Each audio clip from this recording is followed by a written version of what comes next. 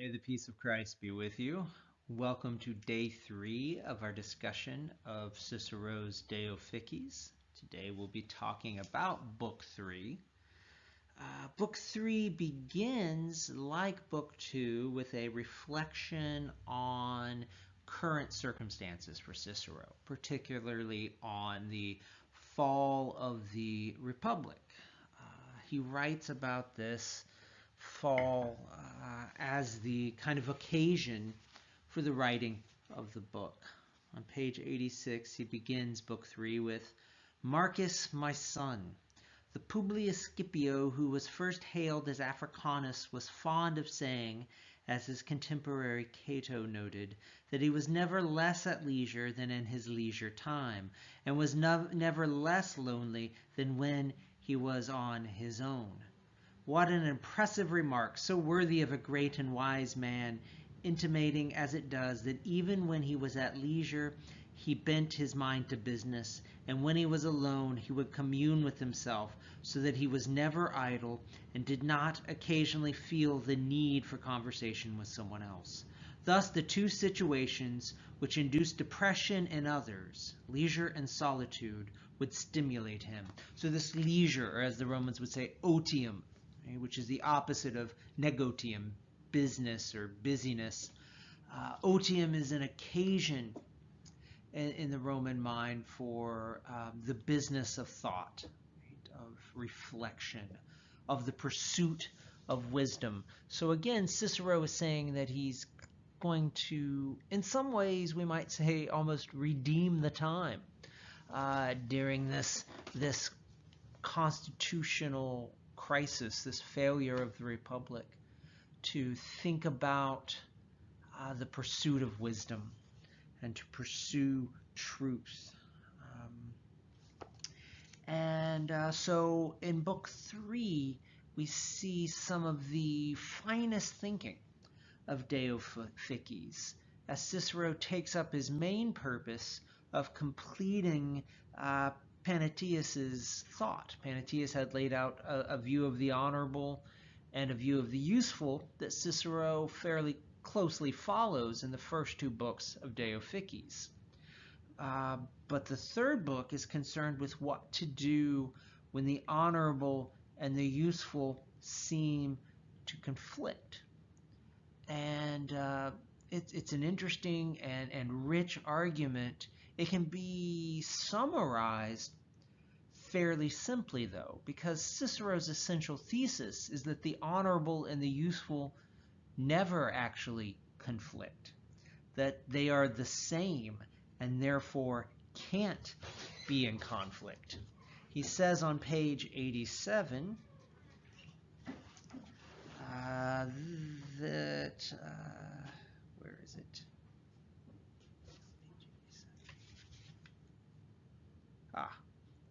Page 89, rather. He says on page 89, "This is why Socrates, so we are told, used to curse those whose views first prized apart these concepts," that is, the useful and the honorable, "which nature joins together. The Stoics agreed with him, arguing that whatever is honorable is useful, and that nothing is useful which is not honorable." So his point is they can only appear to be in conflict, that what is useful is honorable and what is honorable is useful. And so if a conflict appears, it's only apparent, not real. He explores this a little bit more on page 95. He says, "I must here begin to mount a defense of Panatius, for what he stated was not that truly useful things could on occasion be in conflict with honorable ones, for he would have regarded that as impious, but only things which were apparently useful." Right? So if it's actually in conflict with honor, he says, and it's not actually useful, it just seems to be useful. He often attests that there is nothing useful which is not also honorable, and that there is nothing honorable which is not also useful. And he claims that no greater poison has ever infected human lives than the belief of those who have prized the two apart. He therefore included in his work the conflict between them, which was merely apparent and not real. His purpose was not to enable us to prefer on occasion things useful to things honorable, but to enable us to distinguish between them, should such situations occur, without falling into error. To be able to tell, in other words, the difference between the appearance of usefulness and the real usefulness that is the honorable thing. Cicero then goes to the very relevant contemporary example of Julius Caesar on page 112. He says, I present to you the man who lusted to become king of the Roman people and lord of all the world, and who achieved his aim.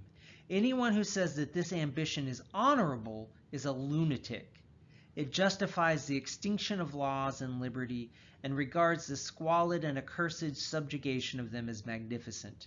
If anyone admits that it is dishonorable to become king in a state which was free, and which ought to be free, yet claims that it is useful for the person who can achieve it, what rebuke, or rather what censure, can I utter to try to detach him from so monstrous an error? Ye gods who live forever, can that most foul and squalid parasite of our native land be useful to anyone, even though the man who has involved himself in it is given the title of father by the citizens whom he has ground down? The useful is therefore to be aligned with the honorable, and in such a way indeed that though the two may appear different in words, they sound as one in actuality. On the criterion of popular belief, I cannot cite anything which brings greater benefit than being a king.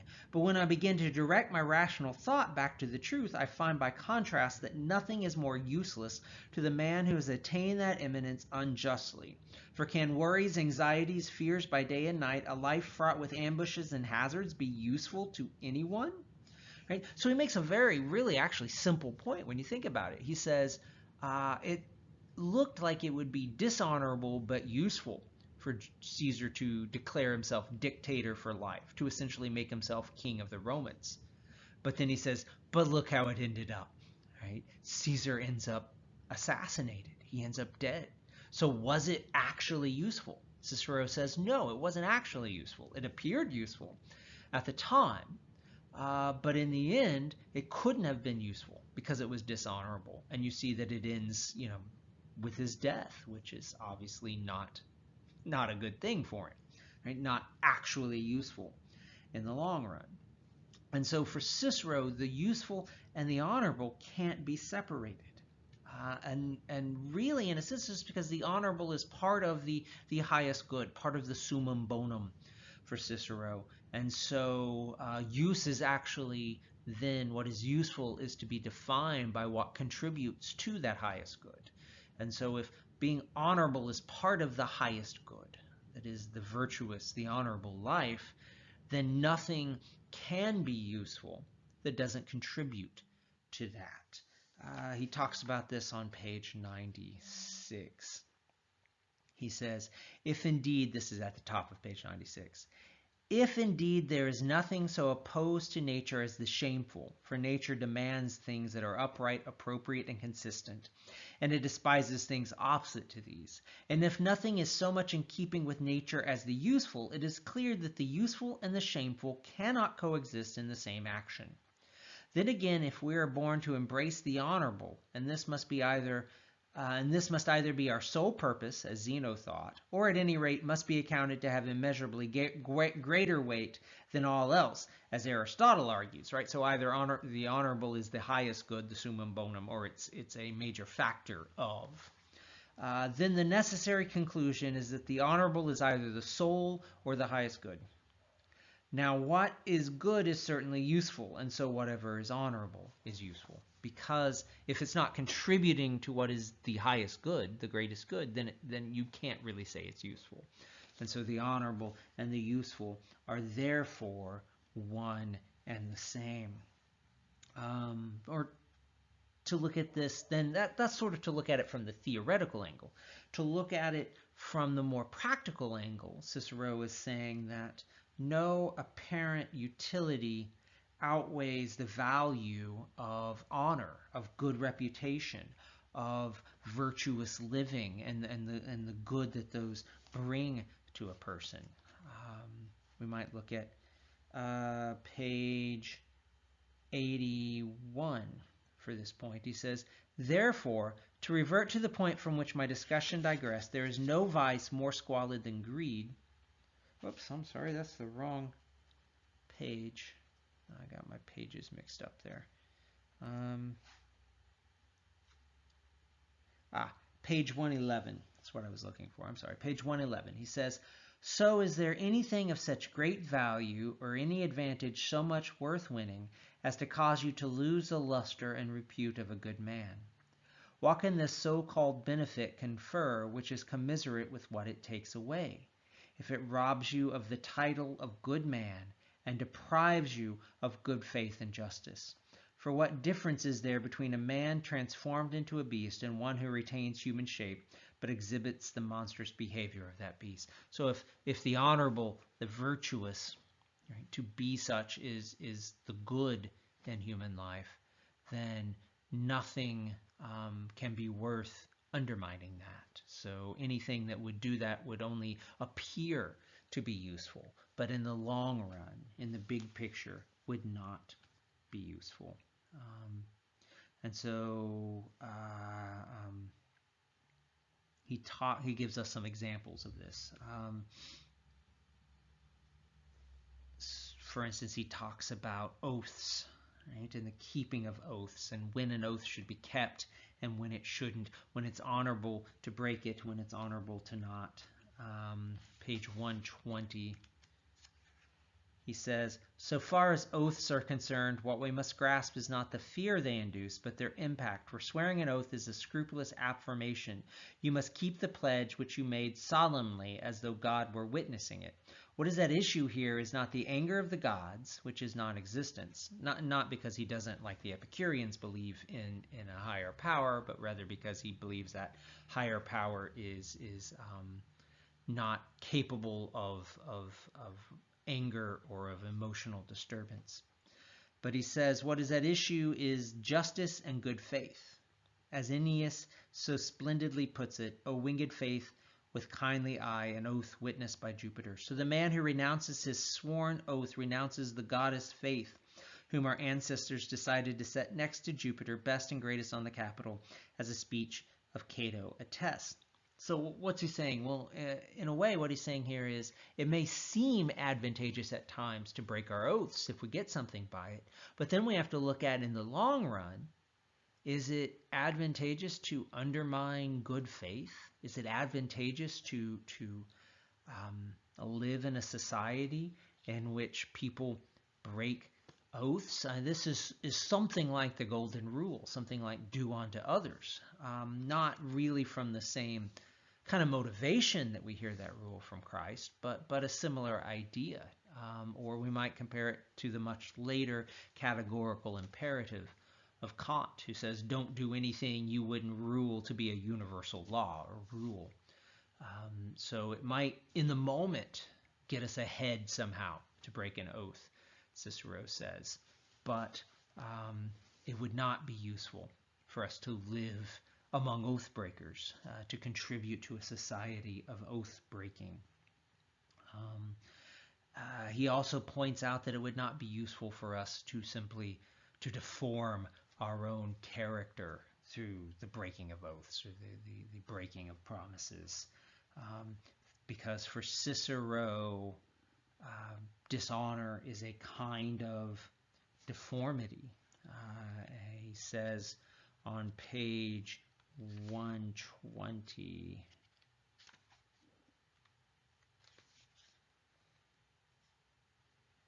he says, critics quote the proverbial take the least of evils. In other words, prefer dishonor to disaster. But is there any evil greater than dishonor? Right? So if honor is the summum bonum, the highest good, then dishonor is the great evil. If there's something repulsive about physical disfigurement, how monstrous must the deformity and foulness of a soul steeped in dishonor appear? This is why philosophers of more intense views make bold to say that the dishonorable is the only evil. And even those who are less stringent do not hesitate to call it the greatest evil. So he's saying, again, it might seem advantageous in the moment to break an oath, to break a promise even, but To do so deforms the soul, and that's never useful because it undermines that highest good of honor.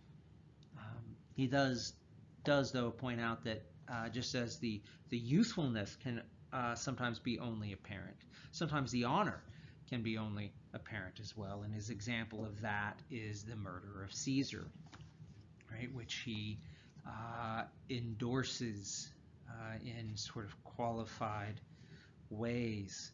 He says on page 91, "Let us take an example which has wider significance. What crime can be greater than murdering not just any individual but a close friend? But if a man murders a tyrant, even if he is a friend," he's perhaps thinking here of Brutus and Cassius,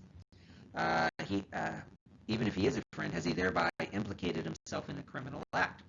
The Roman people, in fact, do not think so, for they regard this as the most noble of illustrious deeds. So in this instance, has the useful prevailed over the honorable? On the contrary, the honorable has attended on the useful, right? So it looked dishonorable to assassinate Caesar, but Cicero is defending the action as only apparently dishonorable.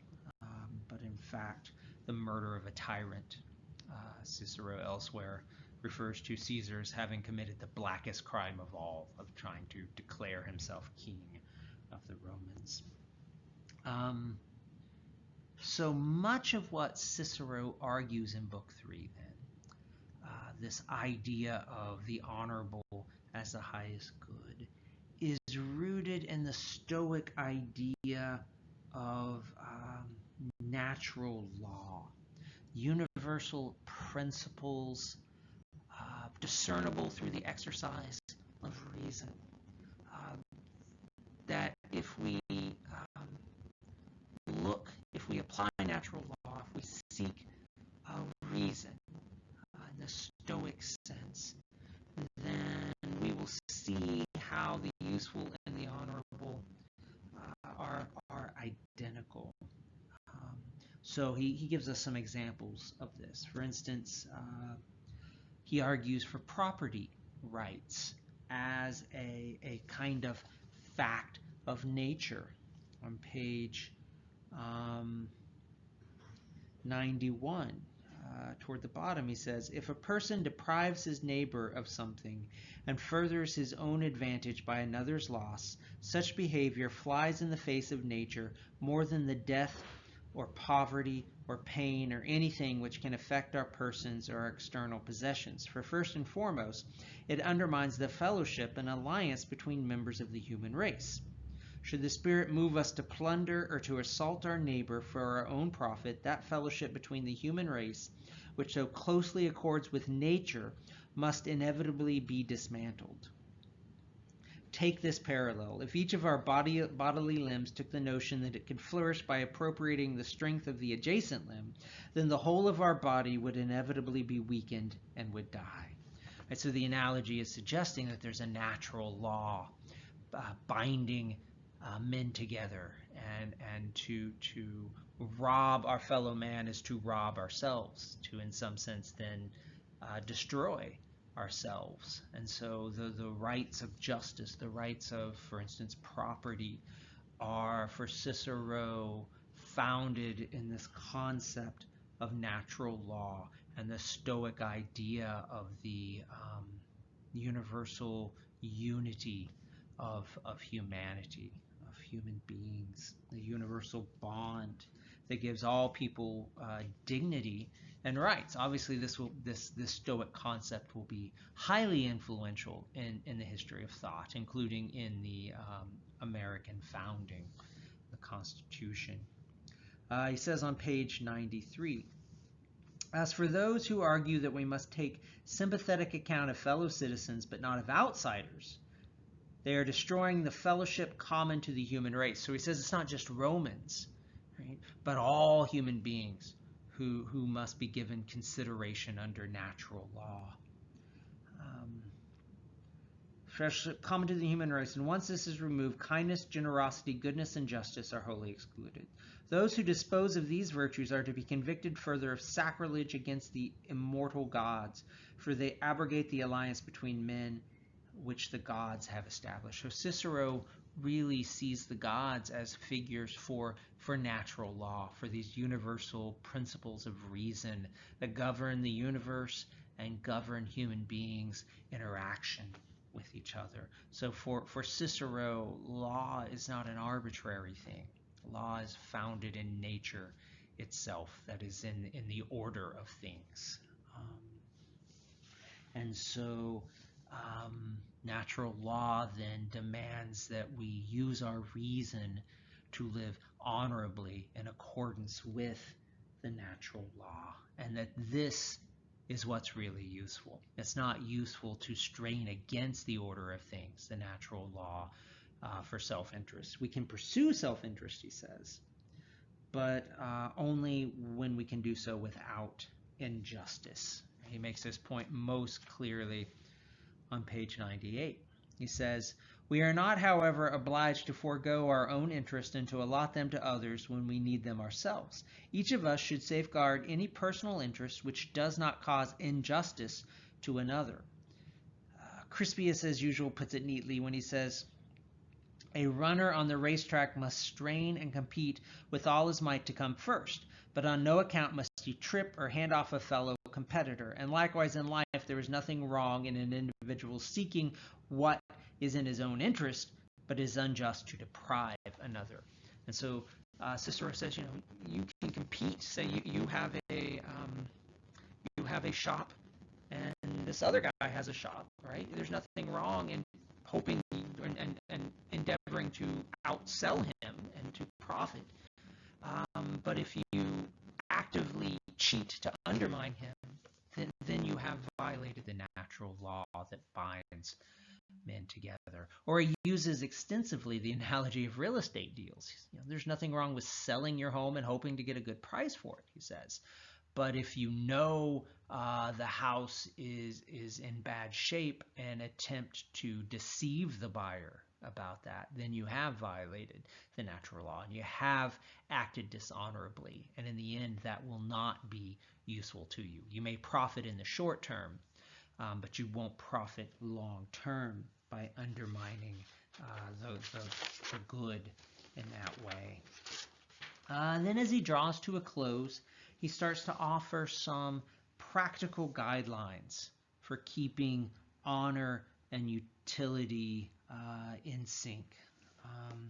For instance, on page 110, he says, "Such a man will not presume to consider, let alone practice, any action which he would hesitate to praise." Right? What a wonderful practical precept. He says, don't do anything. Don't even consider doing anything, he says, which you wouldn't feel compelled to praise if someone else did it.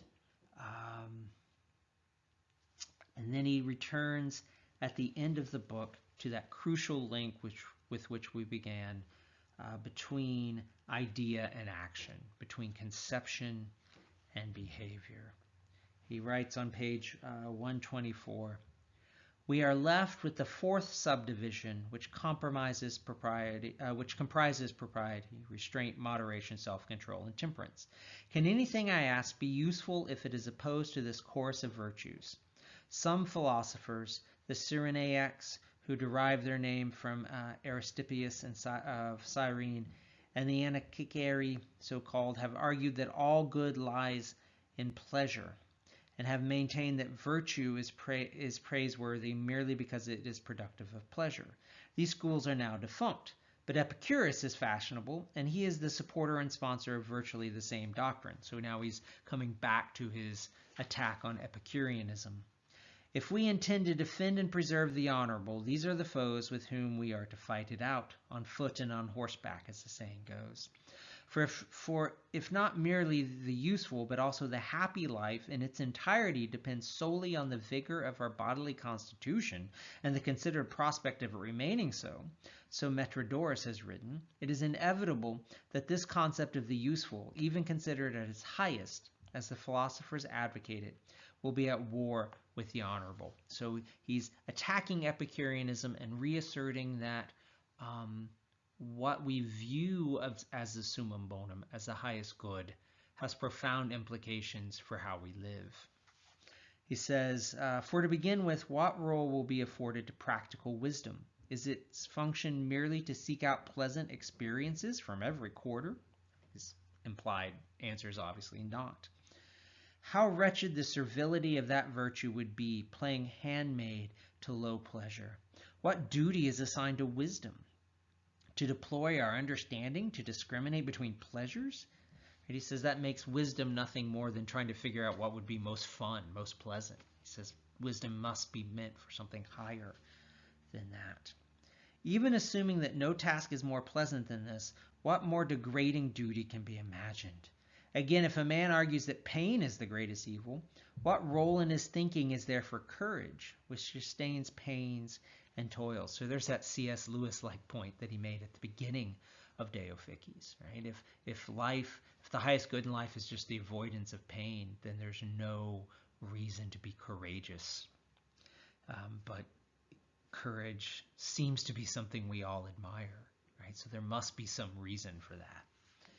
He says, granted that Epicurus speaks in many places as he does quite bravely on the subject of pain, we must examine not what he says, but what consistency his words have when he confines goods to pleasures and evils to pain. So he's basically saying Epicurus there is not consistent in seeing what his view of the world actually results in.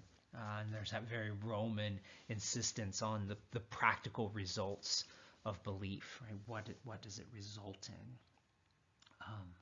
And so that's how he ends his letters to his son in the form of philosophical treatise. And what a legacy this book has.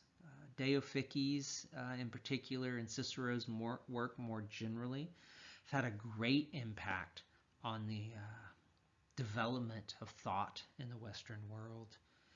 Some Christians in the Middle Ages came to think of Cicero as a kind of pagan saint, sort of representing often